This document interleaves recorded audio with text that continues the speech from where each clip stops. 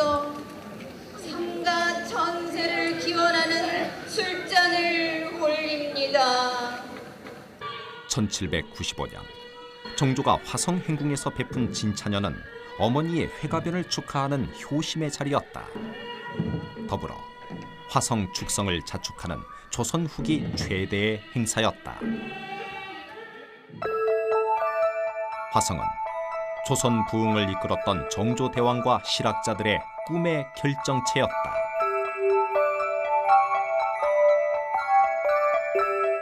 조선 부흥과 부국강병의 미래를 담은 건축물이자 당대의 과학기술과 학문이 집약된 18세기 세계 최고의 성곽이었다.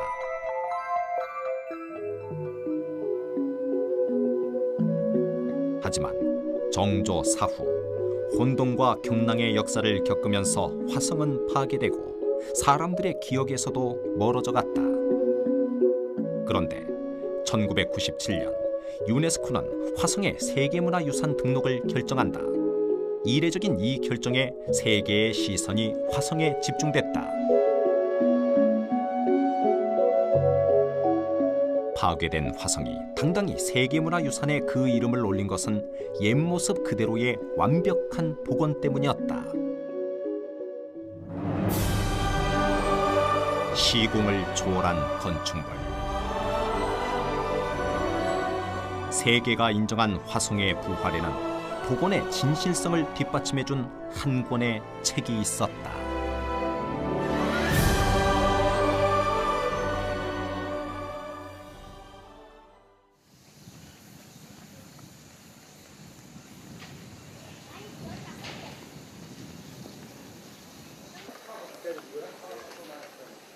지난 8월에 화성 서장대.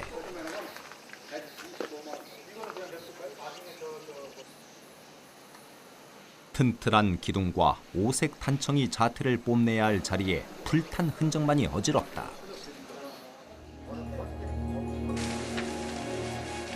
(2006년 5월) 한 취객의 방화로 서장대 2층 누각 전체가 불타는 사건이 발생했다. 순식간에 번진 불로 기둥과 누대는 숯덩이로 변한 채 형체만 겨우 알아볼 수 있을 정도다.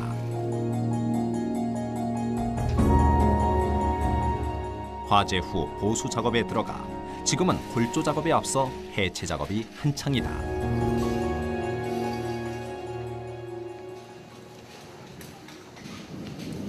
서장대는 이미 일제강점기 일본인에 의해 화재를 겪었다. 이후 70년대와 90년대에 2번이나 더 불길에 휩싸였다.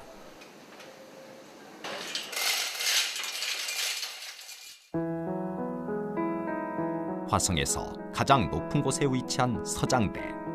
사방 백리가 보이는 이곳은 화성의 지휘본부였다.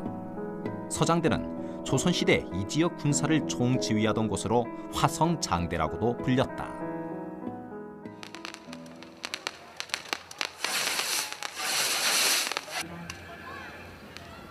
1795년 정조는 서장대에서 대규모 야간 군사훈련을 실시했다. 화성 주둔군대인 장용외영이 주축이 된 실전훈련이었다.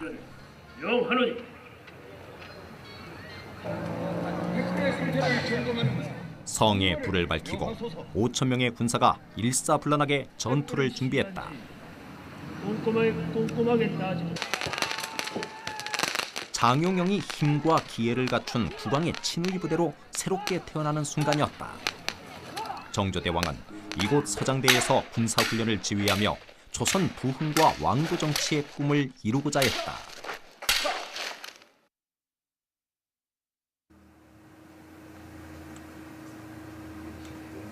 화재 직후 곧바로 서장대 복원 작업이 추진됐다.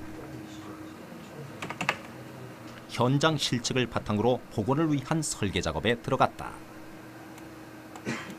이번에 이게 바뀌었던 거죠. 복원 기초 작업 단계부터 빠지지 않는 고서가 있었으니 화성 성역 의궤가 그것이다. 서장대가 불이 난 다음에 저희가 이제 거기 현장으로 올라가서 그 부재를 다 재왔죠. 재와서 저희가 이제 캐드 작업을 하면서 참고 자료는 그 화성성역 의궤를 펴봤죠. 그 화성성역 의궤에서 이제 서장대라는 부분을 보니까 거기는 어마어마하게 진짜로 표현이 잘 돼 있었어요. 부재의 치수라든가 거기 못이 얼만큼 들어갔다든가 인부가 얼만큼 들어갔다든가 이러한 게 진짜 놀랄 정도로 표현이 잘 돼 있었어요. 정조는 화성 성역 작업 시 화성 축성에 대한 모든 것을 기록하고 이를 책으로 남기도록 지시했다. 화성 성역 의궤는 1801년에 간행되었으며 모두 10권 8책으로 돼 있다. 시설물에 대한 설명과 건축에 대한 왕의 명령, 상냥식이나 고유식 등 의식과 공사 수행 중에 오간 공문서가 수록돼 있다. 공사에 참여한 장인의 신상 명세와 건축에 소요된 자재 수량과 공사 비용까지 상세하게 기록돼 있다. 근대적 기법의 투시도까지 그려넣어 그림만 보고도 시설물의 건축 방식을 짐작할 수 있게 배려해 놓았다. 특히 기둥인 고주에 대한 기록이 눈길을 끈다.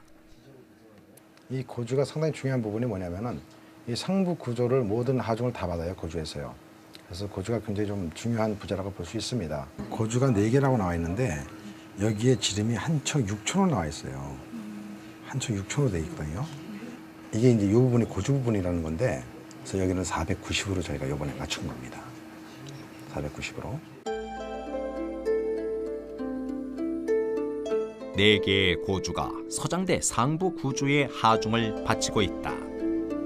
화성 성역 의궤는 이러한 상부를 지탱하기 위해 길이 20척에 지름 1척 6촌가량의 고주가 필요함을 명시하고 있다. 하지만 불탄 서장대의 고주는 성역 의궤에 기록해 놓은 치수에 미달됐다. 서장대 복원의 첫 난관은 제대로 된 크기의 고주를 구하는 일이었다.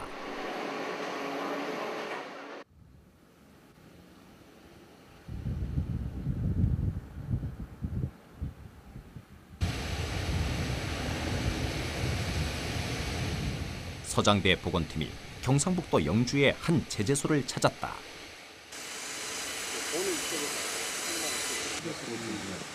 설계 작업이 시작되면서 실제 크기의 고주를 수소문해 놓은 터였다.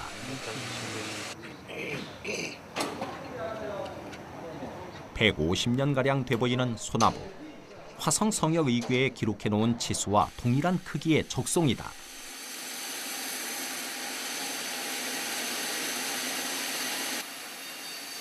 서장대의 고주는 조립식 기둥이 아니라 통기둥의 형태를 띠고 있어 규격에 맞는 나무를 구하는 것이 문제였다. 하지만 일제시대부터 시작된 오랜 벌목으로 웬만한 치수의 적송을 구하기가 쉽지 않았다. 4개의 고주를 구하는 일이 전체 공정 중요도의 80%를 차지한다고 해도 과언이 아니었다.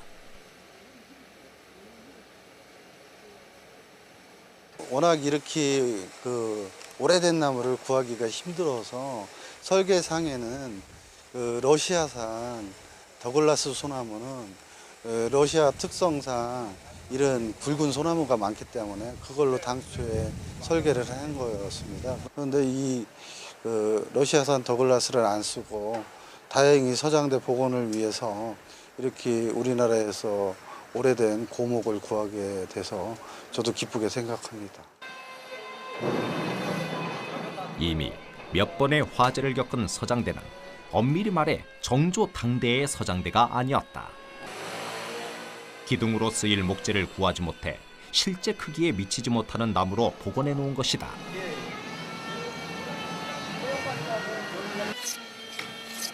아이러니하게도 이번 방화로 인해 서장대는 본래의 외양을 갖출 수 있게 된 셈이다. 일제강점기와 한국전쟁을 거치며 파괴된 화성은 이미 한 차례 크게 복원된 바 있다. 1975년부터 시작된 성곽 복원 사업. 이 복원 작업에도 화성 성역 의궤의 기록은 절대적인 근거 자료가 됐다.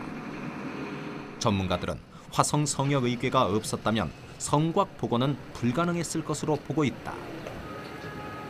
문화재가 보통 이제 이렇게 소실이 되게 되면 절차가 굉장히 복잡해요. 아주 뭐 이렇게 문화재위원들 회의, 현상 변경 허가, 설계 뭐 이제 여러 가지 복잡한 내용들이 있는데 이것은 기본적으로 화성 성역 의궤에 설계가 되어 있거든요. 거기에 애초에 어떤 방식으로 이것을 지었다라고 하는 일정 우리가 이야기하죠. 이 타임 스케줄이 다 정해져 있어요.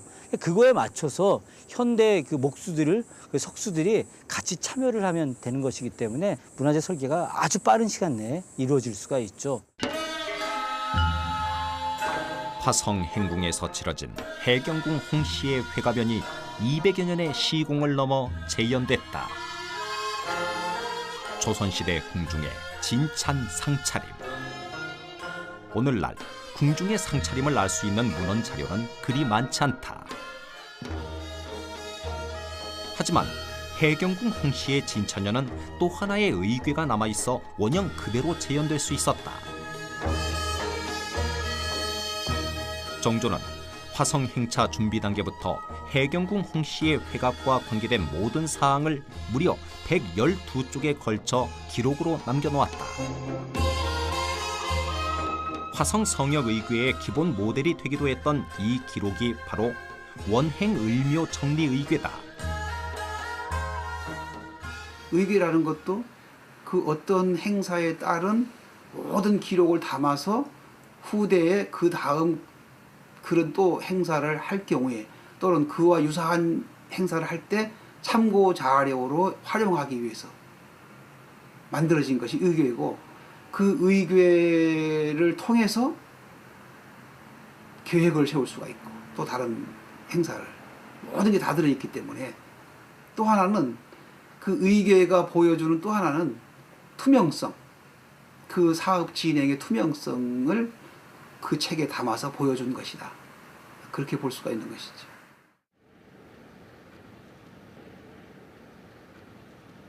세계문화유산 등재 운동의 의궤는 우리 기록문화의 백미로 꼽힌다. 이런 배경에서 조선시대 의궤에 대한 재조명 작업이 이루어지고 있다. 다음 장 넘겨주시겠어요? 우선 불어 화성 성역 의궤에 대한 그런 세부 내용들이 어떻게 여러분도 잘 아시겠지만 우리 의궤는 해외에서 먼저 그 가치를 인정했다. 불어 화성 성역 의궤 번역본이 프랑스의 한 출판사가 이미 100여 년 전에 화성 성역 의궤 요약본을 출판해 그 방대함과 완벽함을 말한 바 있다. 플렁스라는 공사였었고요. 마지막에 우리나라하고 관계에서 병인 양요라는 게 있습니다. 그리고 병인 박해를 통해서 병인 양요가 일어났었는데 1866년에 일어났고요. 그를 통해서 프랑스인들이 우리나라에 엄청 많이 들어오게 됐거든요. 그중에 기술자들도 상당히 많았었고 그리고 정부 관료들도 많았었고 특히 그 기술자 중에 그 쿠렁이라는 그 서기관을 통해서 그 앙리 셰발리에라는 사람이 직접 조사를 다 하고 그 우리가 가지고 있는 수원 화성 성역 의궤에 대해서 감탄하게 된 거예요. 공사 기간의 2배인 5년에 걸쳐 쓰여진 화성 성역 의궤. 세계 어느 나라도 남긴 예가 없는 당대 최고의 종합 건축 보고서다. 세계문화유산 심사를 위해 한국을 방문한 유네스코 전문가들에게도 의궤는 놀라움 그 자체였다. 기록은 합리적인 사고의 산물이며 미래를 설계하는 자는 오늘을 기록한다고 했다. 우리의 건축 정신을 담은 화성 성역 의궤의 이러한 면이 유네스코 전문가들의 호응을 불러일으켰다. 전문가 중 누구도 화성 복원의 진실성을 의심하지 않았다. 심사위원들한테 이 성역 의궤를 보여주면서 이 성역 의궤대로 복원을 한 거다. 그렇기 때문에 이것은 복원된 문화유산이 틀림이 없지만은 원형의 모습대로 복원을 한 것이기 때문에 그 문화적 가치를 인정을 해줘야 된다. 이렇게 이제 그 이야기를 한 거죠. 그러니까 당시 유네스코 그 심의위원들이 이거 보니까 깜짝 놀랄 일이거든. 아니 전 세계에 이런 기록이 없잖아요. 어떤 문화유산 만들었던 건립 보고서가 체계적으로 상세하게 드러난 것이 없기 때문에 그걸 보고서 이대로 복원을 했기 때문에 이것은 세계문화유산으로서의 가치가 충분하다. 그래서 이제 등재를 시켰던 거고. 전교문에서 알 수 있듯 정조대왕은 화성 축성과 의궤 편찬에 심혈을 쏟았다. 또한 화성의 정상인 서장대에 5번이나 오를 만큼 이후에도 화성에 강한 애착을 보였다. 왜 화성 축성과 성역 의궤 편찬에 그토록 애정을 가졌던 것일까? 화성을 통해 정조대왕이 꿈꾸던 나라는 어떤 모습이었을까?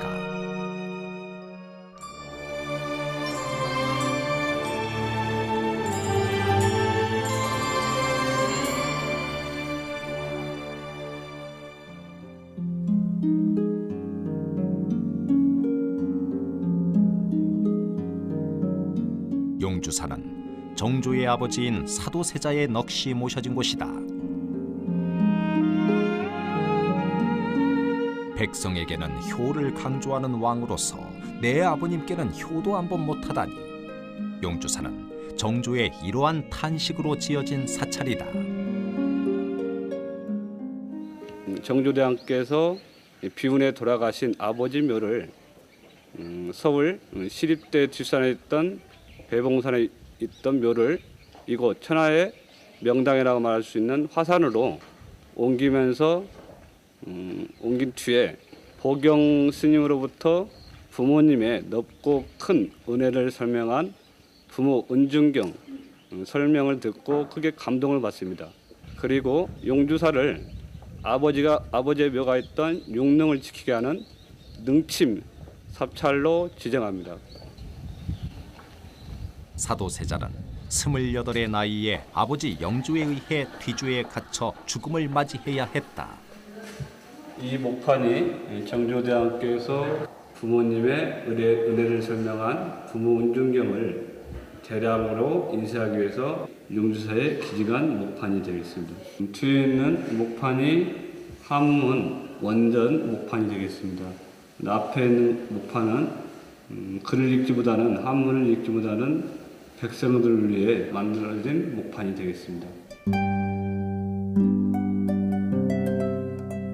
정조는 효가 만행의 근본이고 숭고한 것이라며 백성을 교화하고자 했다.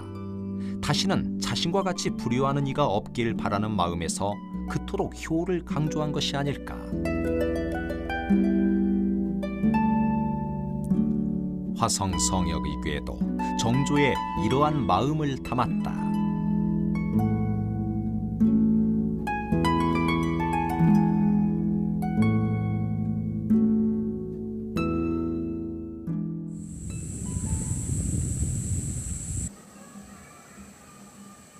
열한 살의 나이에 아버지를 잃고 24살의 청년으로 성장할 때까지 부친의 묘소를 찾아뵙지 못했던 한.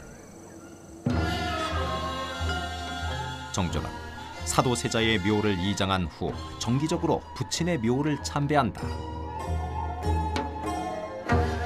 한양에서 육릉까지 약 60여 킬로미터. 정조의 을묘년 참배 행차도가 의궤에 그대로 담겨 있다.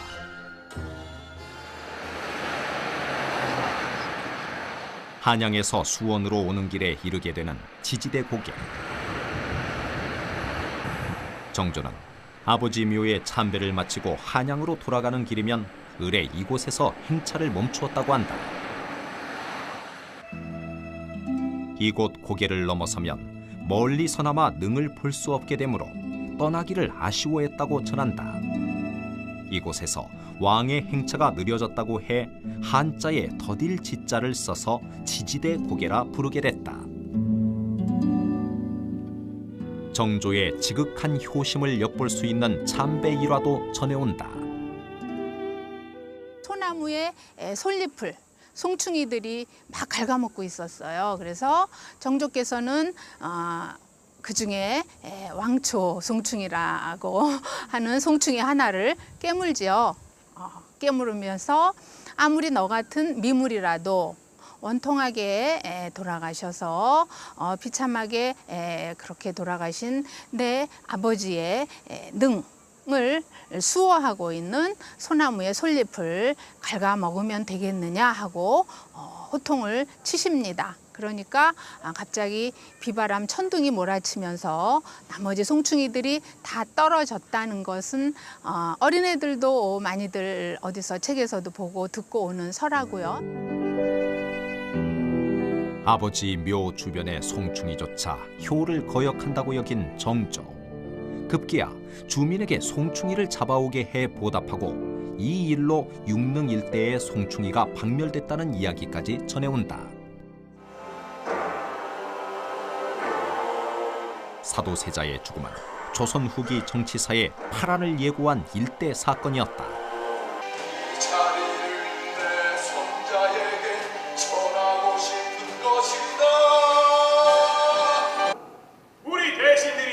조선 왕조 500년 역사상 가장 비극적 사건이었던 사도세자의 죽음은 단순한 개인의 죽음이 아니었다. 국왕 영조를 중심으로 한 노론 세력과 세자를 지지했던 소론 세력의 정치 투쟁이자 세력 다툼의 결과였다.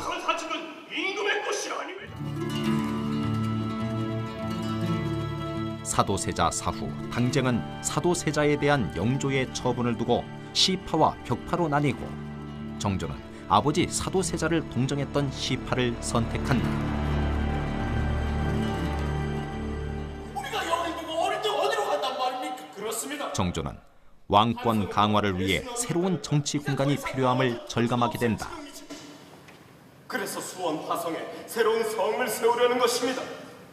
수원에 대한 정조의 의도는 여러 가지 복합적인 의도를 가지고 있다고 보여지는데요.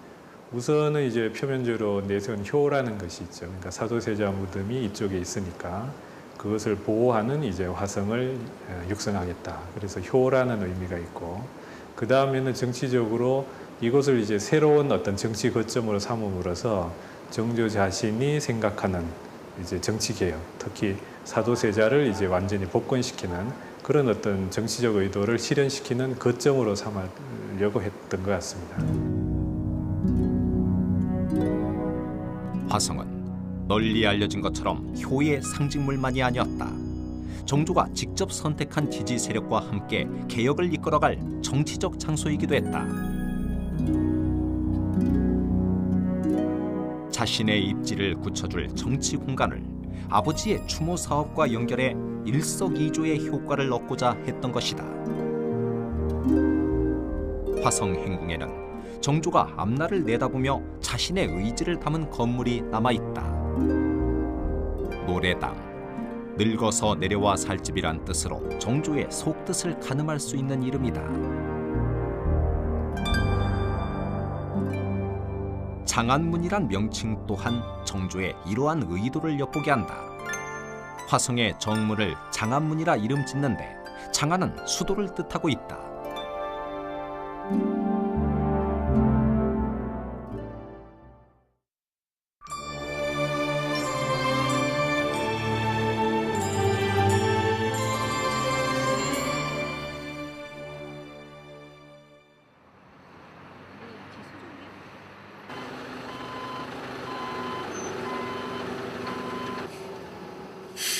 서장대 복원공사 현장.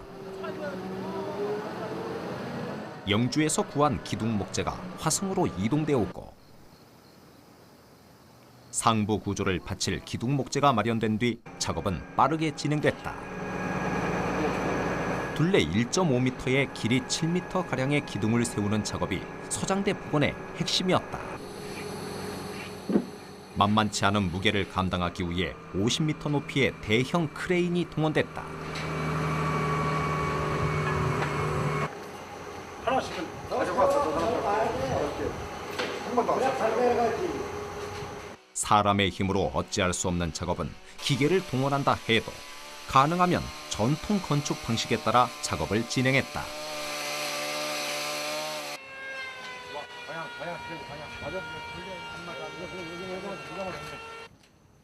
서장대의 전체 균형을 좌우할 그랭이질이 시작됐다. 기둥 밑둥과 추춧돌이 밀착되도록 하는 전통 작업 공정이다.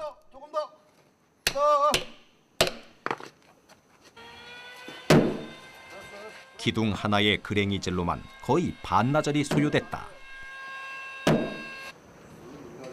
균형 잡기만도 버거워 보이는 자재들.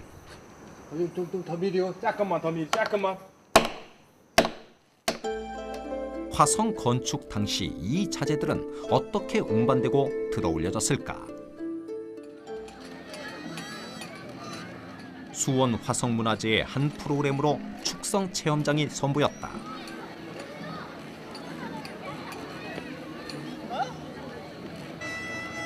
화성은 18세기에 만들어진 전 세계 군사시설 성곽 중에서 돌과 벽돌을 함께 사용한 유일한 성곽이다.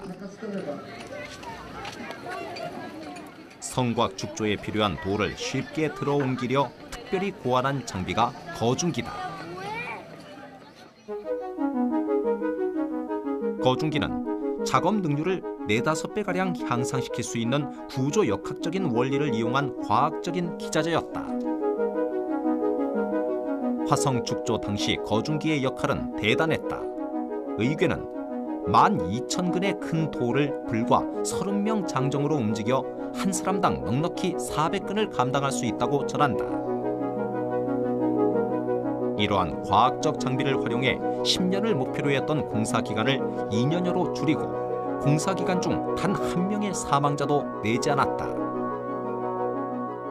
비용 절감 효과도 가져와 거중기를 통해 4만 량의 비용을 절약할 수 있었다.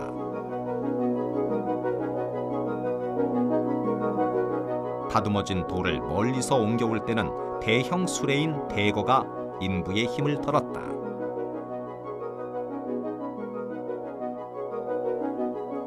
화성은 당대의 과학기술이 모두 동원된 조선 건축의 정점이었다.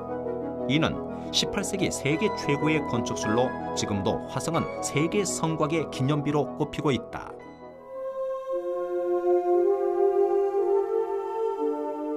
화성 설계와 과학 장비 활용은 실학자인 타산 정약용이 주도했다.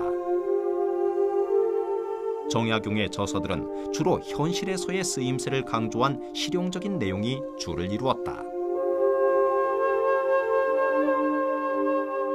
당시 개혁 성향의 정치가와 학자들은 백성을 위한 학문에 관심을 쏟았다. 이들은 실제 생활에 이용되고 백성의 생활을 향상시킬 수 있는 실용적인 학문을 연구했다.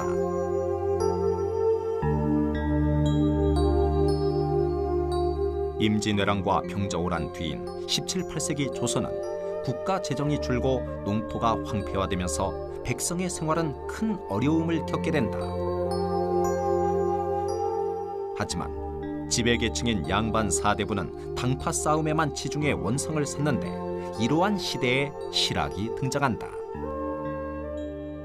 충세를 마감하고 새로운 사회로 이행해가는 합리적인 어떤 철학적인 배경 그런 성격도 갖는다는 거죠.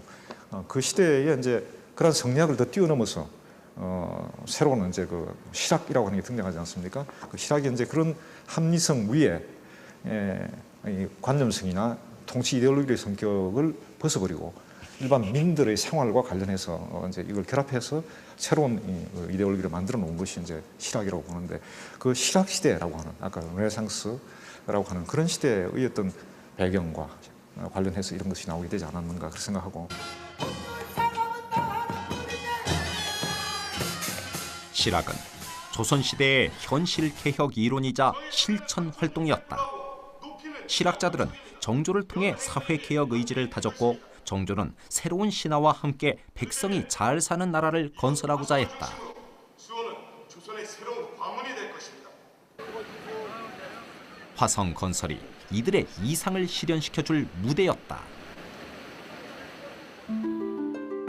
나라에서는 화성 건설로 집을 철거하면서 주민에게 합당한 보상을 실시했다. 오히려 시중 가격보다 3분의 2 정도를 더 지급하는 위민 정책을 펼쳤다. 화성 축성에는 인부 70여만 명이 투입됐다. 강제 동원이 아닌 왕실 내탕금에서 지급되는 품삯을 주고 일을 시켰는데 이는 최초로 시행된 노임제였던 셈이다. 지금의 공사실명제에 해당하는 정책 또한 시행됐다. 공사에 참여한 인부들의 이름과 더불어 어느 지점에서 어떤 일을 했는지, 며칠 일해서 얼마의 돈을 받았는지 상세하게 기록하고 있다. 반나절 일한 것까지 기록해 임금을 지급할 정도로 백성을 배려한 건설이었다.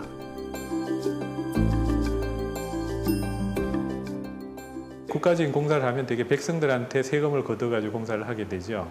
그럼 결국은 그 공사를 함으로써 생겨난 경제적 피해는 백성들의 고스란히 돌아가게 되는데, 정조가 궁중에 있는 내탕금을 가지고 축성을 했다. 그것은 결국은 백성들의 피해를 최소화하겠다. 가난하면 끼치지 않겠다. 이런 의도가 있고요.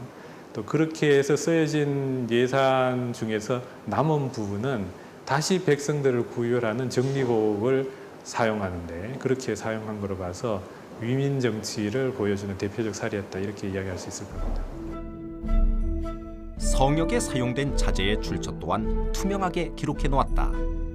이러한 점에서 화성성역의궤는 조선 후기 특산품 지역을 살필 수 있는 사료가 된다.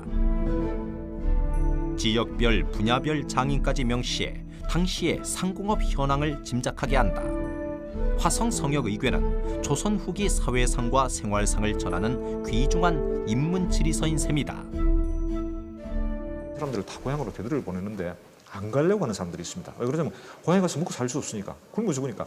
거기서 이제 더위나 추위를 피해서 한창 더울 때는 쉬고, 해 그러면 이제 그거라도 해서 먹고 살자고 하는 그런 아주 극빈한 삶을 사는 사람들의 모습들, 이런 것들을 보이고, 그 당시 풍토병, 그 이제 성공사를 하면서 막 도는 전염병들 있죠. 그런 부분에 대한 얘기들, 그 사람들을 위모하기 위해서 약들을 내려주는 얘기들, 이런 것들을 통해서 그 당시 백성들의 삶을 엿볼 수 있지 않을까 그렇게 생각합니다. 화성성역의궤는 조선시대의 장명 문화까지 전해준다. 조덕쇠, 기막쇠의 쇠는 금을 뜻하는데 이는 돈을 많이 벌라는 의미다. 돌이란 글자를 이름에 넣은 것은 오래 살라는 마음을 담고 있다. 옛날 조선시대 사람들이 그 이름을 이렇게 많이 짓지 못했었어요. 그냥 막 부르고 그랬거든요. 왜냐하면 그렇게 막 부르는 것들이 그 사람 오래 수명을 산다라고 이야기했기 때문에. 근데 보통 이제 신체적 특징들이 많이 나타나잖아요. 키가 작다 그러면 작은 놈이, 키가 크다 그러면 큰 놈이, 그 사람이 뭐 성격이 좀 고약하다 그럼 고약한 놈이, 착하다 선한 놈이, 뭐 이런 식으로 또 이제 뭐 이게 키가 너무 작아서 팽이처럼 생겼다 그러면 팽이, 뭐 이름을 뭐 이런 식으로 지어요. 그렇듯이 조선시대에 그런 사람들의 어떤 실제 생활상의 모습까지도 성역의궤에 그대로 드러나는 거예요. 행복을 원하면서 지은 백성들의 이름, 그 이름값을 해주기 위해 온갖 노력을 아끼지 않은 국왕 정조.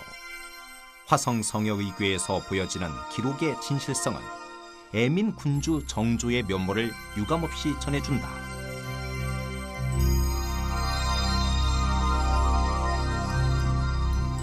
형식에 치우치지 않은 독창적인 묘사가 돋보이는 그림.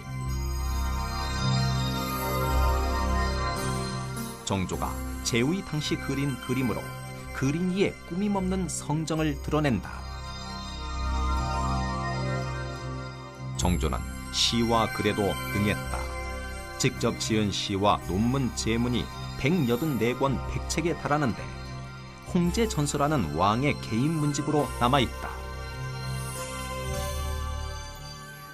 정조는 말 그대로 군사, 국가의 군주이면서 스승이었다.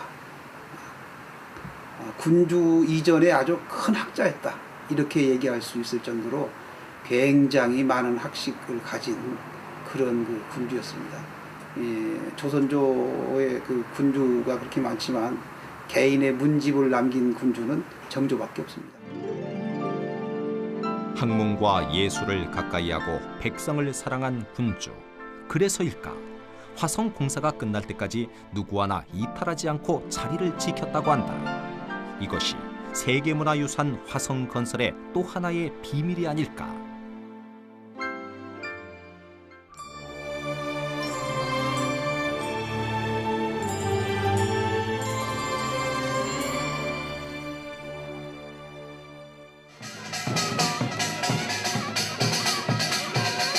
모두 고개를 들어주십시오.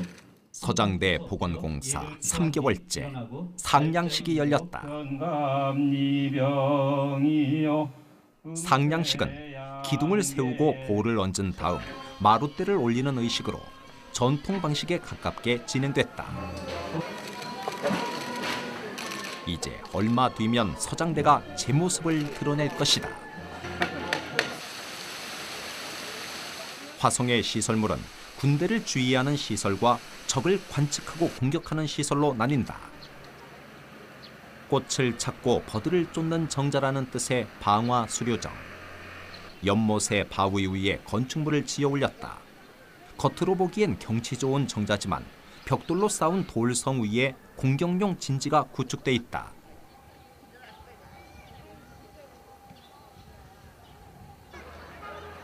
공심도는 대표적인 군사시설물이다.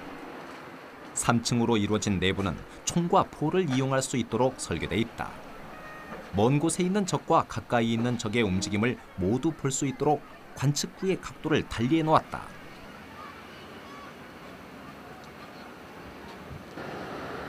치 또한 독특한 군사시설에 속한다. 화성의 이제 성곽시설의 기본은 치라고 그럽니다. 성곽 밖을 이렇게 돌다 보면 돌출된 모습이 있는데 이걸 갖다 치라고 그러는데 옛날 어른들은 그 성벽이 이렇게 돌출된 것을 꽁이 머리를 이렇게 감추고 적을 살피는 것 같다. 그래서 꽁치자 치라고 그랬습니다. 근데 화성에서는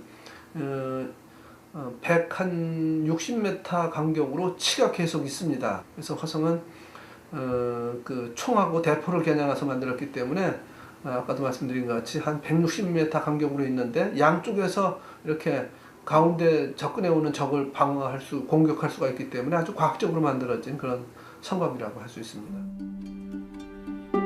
성벽 역시 과학 지식의 바탕에 건축됐다. 겨울에 성벽으로 물이 스며들어 얼게 되면 부피가 팽창해 성벽이 무너지기 쉽다. 이를 방지하기 위해 성벽에 미석이라는 검은색 돌을 끼워 놓았다. 물이 성으로 스며들지 않고 땅으로 떨어지게 해놓은 것이다.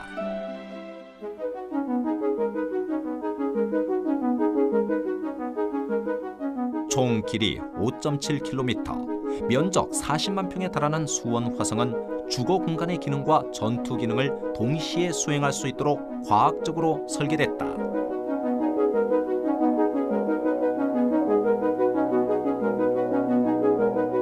건축 미학과 실용성으로 무장한 18세기 세계 건축의 정수로 평가받고 있다.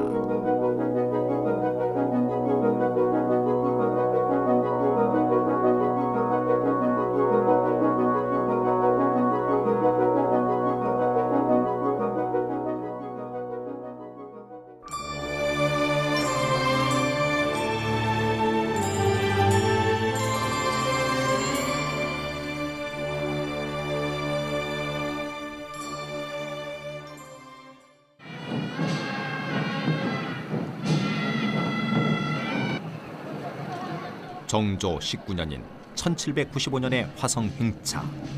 장안문을 통과한 뒤 정조는 말에서 내려 화성을 걷는다.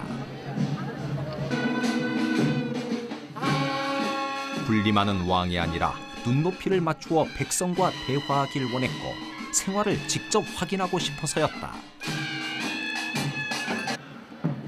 이날의 행차는 복합적인 의미를 담고 있었다. 아들이 이제 어머니의 해갑잔치를 수원에서 열어줌으로써 개최해줌으로써 이제 효도를 이제 표현하는 그런 방법도 되고, 또 이 당시 이제 화성 축성이 시작돼가지고 한참 공사가 진행되는 중이었습니다. 그래서 이 화성의 공사의 진척도도 알아보고, 그 다음에 또 수많은 군대를 이제 인솔하고 나타남으로써 이 정조를 이제 반대하던 그런 정치 세력에는 국왕의 친위부대 이제 위력도 좀 과시를 하고, 그런 이제 여러 가지 복합적인 의미를 가지고 이 을묘년에 이 수원에 행차를 했습니다. 정조는 화성 행차 때면 백성의 민원 사항을 접수하고 이를 직접 처리했다. 새롭게 만들어 나갈 민본 정치의 왕국, 그 제국에서 정조는 단 한 명의 백성도 불행하지 않을 이상 왕국을 꿈꾸었던 것일까? 화성 행궁의 낭남헌에서 특별 과거 시험을 치르기도 했다. 관직으로 나갈 길이 좁은 지방 인재들에게 기회를 열어주려는 정조의 배려였다.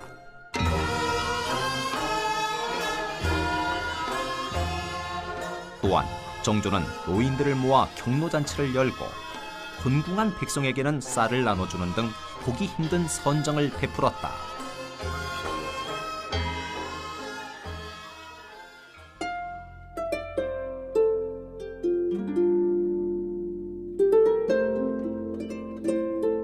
정조는 세자가 15살이 되면 왕위를 물려주고 화성으로 내려와 살겠다는 의견을 자주 피력했다. 비운에 돌아가신 아버지의 묘소 곁에서 어머니를 모시며 살고자 했다. 효심과 왕도 정치의 이상으로 건설한 신도시 수원 화성에서 개혁을 완성시켜 나갈 의도였다. 정조는 수원 화성에 조선 부흥과 부국강병의 미래를 걸고 있었다. 본인이 이곳으로 아예 내려와서 아들한테 왕위를 물려주고 상왕이 돼서 이곳에 거주하려고 만든 도시예요. 근데 상왕이라고 하는 것 자체가 그냥 뭐 아무것도 힘도 능력도 없는 왕이냐? 그렇지가 않습니다. 조선시대 이 관례상 상왕이라고 하는 것은 인사권, 그리고 군대 통수권, 그리고 또 하나는 사법권, 이 세 가지의 권한을 갖는 거예요. 그러니까 가장 핵심적인 권한은 다 갖는 것이죠. 나머지 일들은 이제 이런 아들, 왕이 이제 하는 일들이고.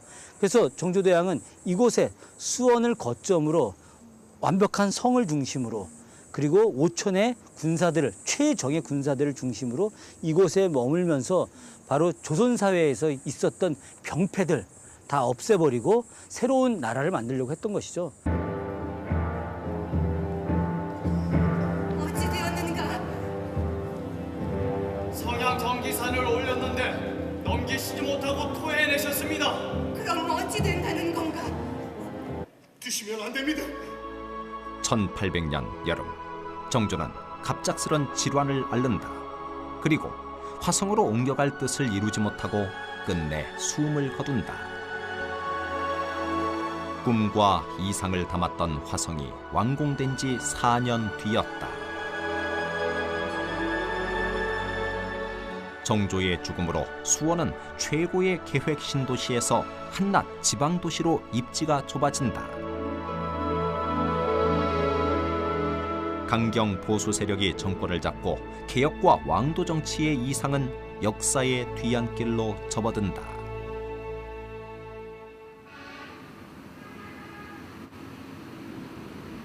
정조의 못다 이룬 꿈이 서려 있는 화성. 어차피니까 이제는 세계문화유산으로 등재돼 역사 체험과 문화 공간으로 새롭게 태어나고 있다.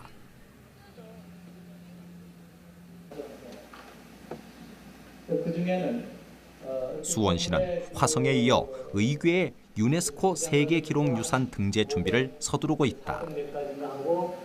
화성 성역의궤와 원행을묘 정리의궤가 그것이다. 제일 중요한 것은 원형 그대로 기록이 보존되어서 후대에 덧붙여지거나 훼손되거나 그렇게 되지 않아야 되는 것이 필요한 기준입니다. 조선시대 의궤는 조선시대 왕실의 행사를 기록하는 것이지만 그 안에는 조선시대의 정치, 사회, 경제, 문화 모든 측면이 거기 다 담겨 있습니다. 그 중에서도 화성성역 의궤가 그 모든 의궤를 가장 대표할 만한 것이어서 이것은 조선 왕조의 문화를 대표하는 기록물이다. 그러니까 반드시 세계 기록유산으로 되어야 하지 않을까 그런 생각이죠.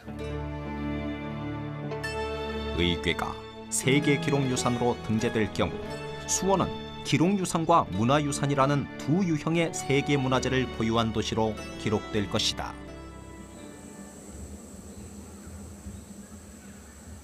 미완의 개혁을 후세에 남긴 채 정조는 아버지 사도세자의 육릉 곁에 잠들어 있다.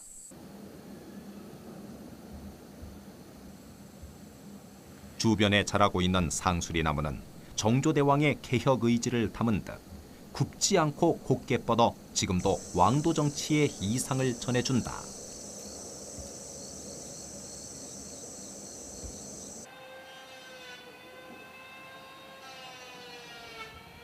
막바지 공사에 접어든 수원 화성. 서장대는 성역의궤에 기록된 그대로 원형을 찾아가고 있다. 마치 영원한 생명을 가진 그 무엇처럼 되풀이되는 시련에도 끊임없이 다시 일어서는 서장대. 계속해서 닥쳐올 역사의 시련을 예상이라도 한 것일까? 그래서 정조는 화성 성역의궤로 영원히 무너지지 않을 또 하나의 화성을 세웠던 것이 아닐까?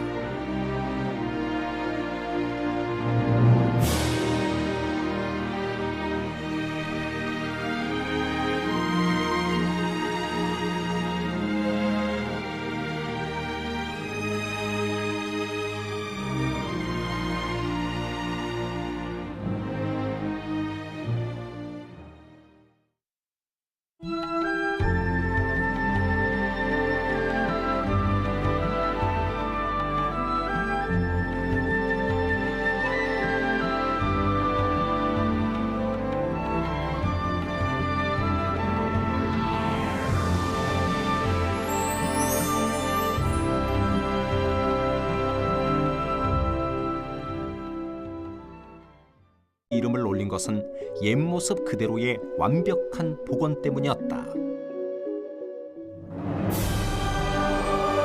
시공을 초월한 건축물.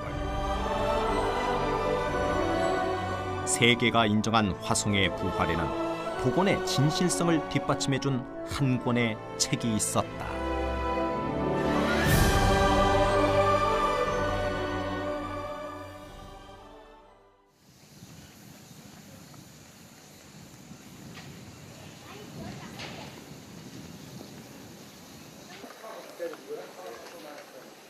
지난 8월에 화성 서장대.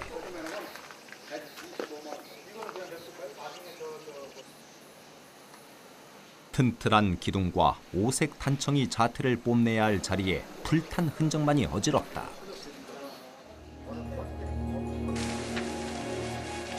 (2006년 5월) 한 취객의 방화로 서장대 2층 누각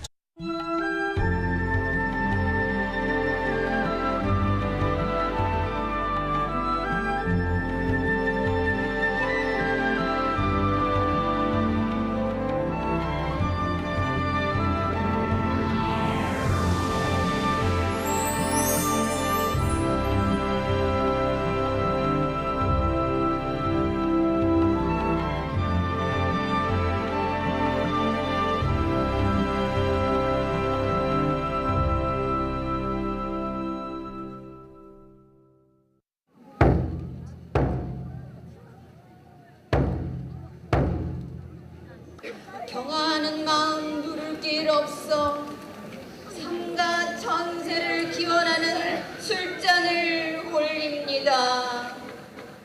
1795년 정조가 화성 행궁에서 베푼 진차녀는 어머니의 회가변을 축하하는 효심의 자리였다. 더불어 화성 축성을 자축하는 조선 후기 최대의 행사였다.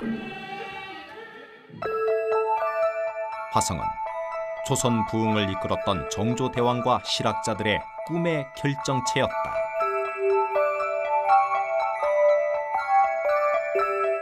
조선 부흥과 부국강병의 미래를 담은 건축물이자 당대의 과학기술과 학문이 집약된 18세기 세계 최고의 성곽이었다.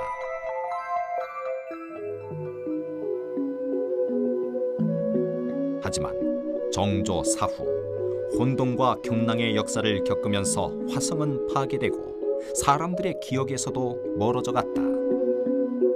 그런데 1997년 유네스코는 화성의 세계문화유산 등록을 결정한다.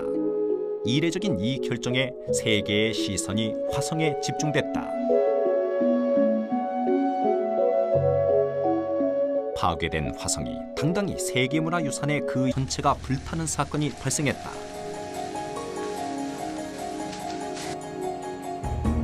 순식간에 번진 불로 기둥과 누대는 숯덩이로 변한 채 형체만 겨우 알아볼 수 있을 정도다.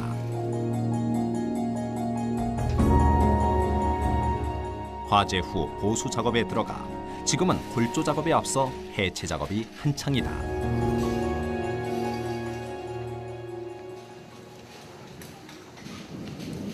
서장대는 이미 일제강점기 일본인에 의해 화재를 겪었다. 이후 70년대와 90년대에 2번이나 더 불길에 휩싸였다.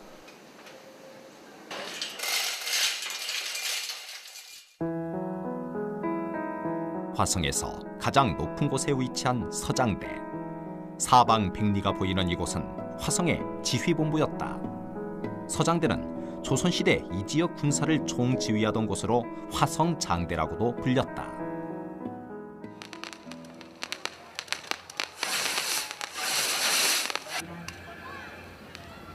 (1795년) 정조는 서장대에서 대규모 야간 군사훈련을 실시했다. 화성 주둔군대인 장용외영이 주축이 된 실전훈련이었다.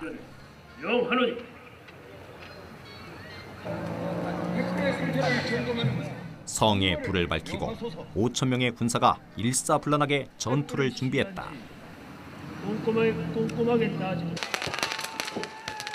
장용영이 힘과 기회를 갖춘 국왕의 친위 부대로 새롭게 태어나는 순간이었다. 정조대왕은 이곳 서장대에서 군사훈련을 지휘하며 조선 부흥과 왕조 정치의 꿈을 이루고자 했다.